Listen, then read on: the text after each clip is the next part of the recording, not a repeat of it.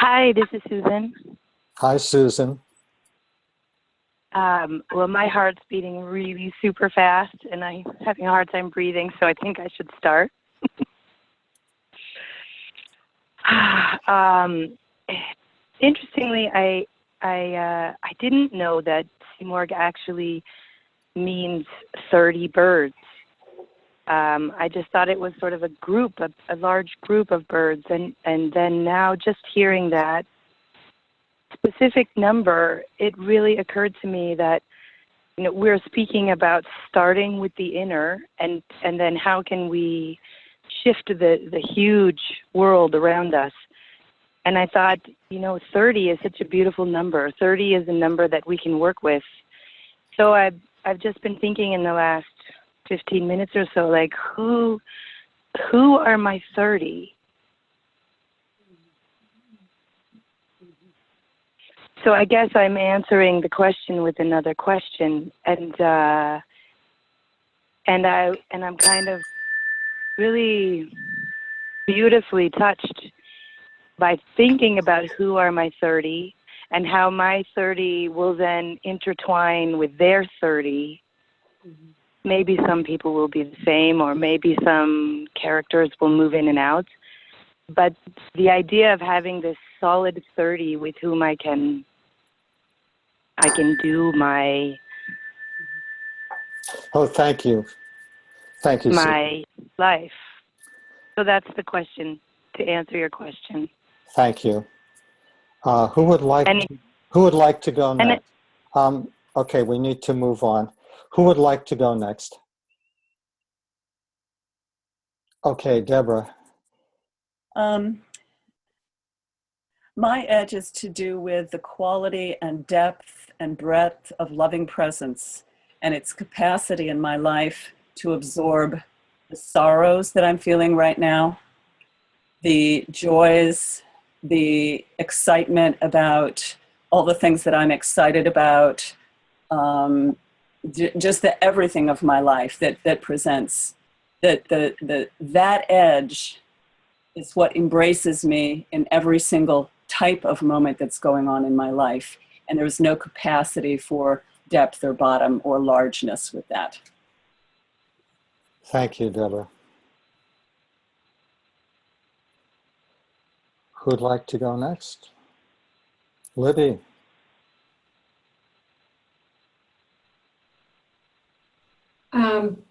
A phrase that we hear a lot that I struggle with, and it's a question: what does it mean to love in every situation?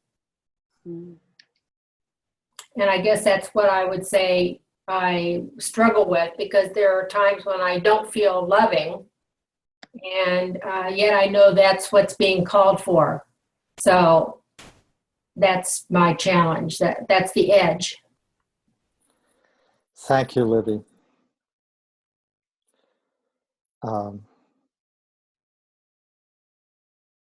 Anyone like to be next? Amir. Oops. So I'm holding this image of this inner to outer transformation that we've been talking about. And when I think about notes that I've been taking with a lot of what's been said, it's trusting the energy within me to help guide me rather than looking externally for an answer. And so that's kind of what I'm sitting with. So as I go through my own journey, I also think about holding space, and how do I hold space for others, realizing that we're all at different points on our journey. And then how do we bring that together to form a community to actually impact change? So those are the things that I'm sitting with. Thank you, Amir. I'm seeing that Sheetal has raised his hand on Zoom. Sheetal, you've shown me a new technical thing here. How do you do that? I want to know how to do that. It's at the bottom right. If you see a more button. Oh, a more button. Okay, everybody got that? A more button. I don't have it, but that's terrific. Anyway, yeah, you're on, man. So I was so deeply moved by when Sita played the music, and when she shared that when her neighbors came today, and they were having a difficult time because of certain situations in Turkey, but they played music. And the edge I'm holding is, when is it the right time to speak? When is it the right time to stay silent? But more importantly, when is it, how do you express that which cannot be expressed? And is music a key? And it's something I'm sitting on, and it's beautiful to have an expression of that through Siddha's music today. Thank you. Thank you, Shital. Let's see, we have a few messages here. Parag is saying the internet where he is not stable, so he will just listen. Madhur is saying that, hi friends, please excuse me. I need to travel early tomorrow morning. I need to log out. Thank you for your wisdom. Okay. And Anuj has someone at the door. He'll be back. Okay.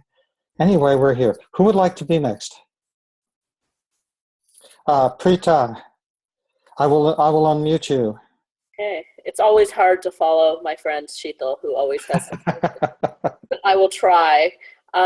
I think for me, an edge is just, kind of combining my default tendency to focus on the constitutional lawyer, to focus on systems thinking and big, the kind of collective spaces that we hold in society, with the beautiful 30 small is beautiful spaces, and the kind of outlook that I've adopted in the last few years, and trying to, at some point, worrying at some level, but not really worrying about how the two will reconcile. And I think for me, it's best captured in a quote by Paul Tillich, who's a theologian, a Christian theologian, who says, love without power is brutality, but power without love can be mere sentimentality. And he's talking about external power here. And those who exercise love without power can sometimes cede the world to those who exercise power without love. So my own journey of going inward, focusing on the small, realizing the work that needs to happen there, but at some level, a worry that, by my receding, am I ceding the world to the Trumps and to the others and those who would engage in power in a different way? So those are some of my edges.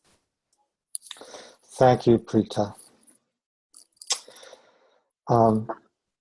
Mahmoud. Let's see, I'll unmute you. There we go. Thank you. I'm very touched by this call. One is to connect with my soul with the Persian language and the region. The second is that I'm holding is a lot Turkey and the region, because I have a very deep sadness of dealing with all that what happens in this region, and that happens since many years. And I try to do that with doing.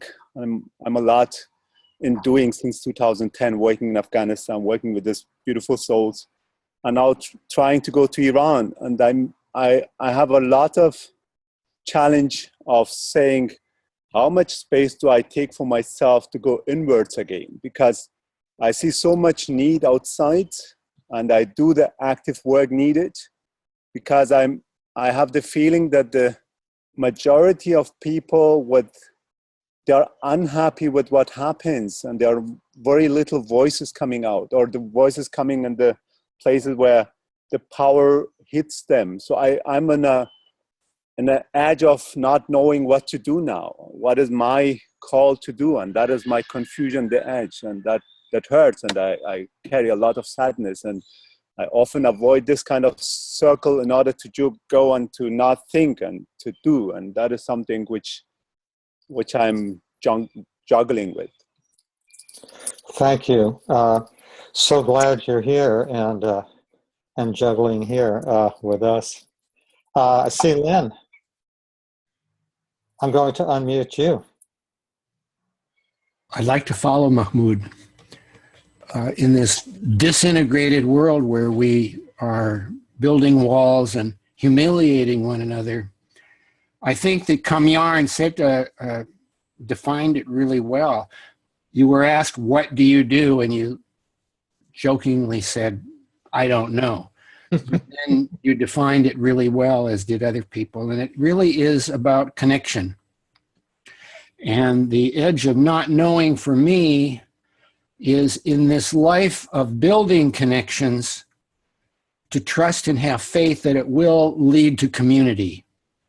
And it is the entry point to real community and realizing that we are all one. And so this is the new story. I think this screen is the new story of connection, of community that releases together unprecedented creativity. And Kamyar, as you said in the beginning, this is the new story of connecting like this today and to do more of it. Thank you, Lynn.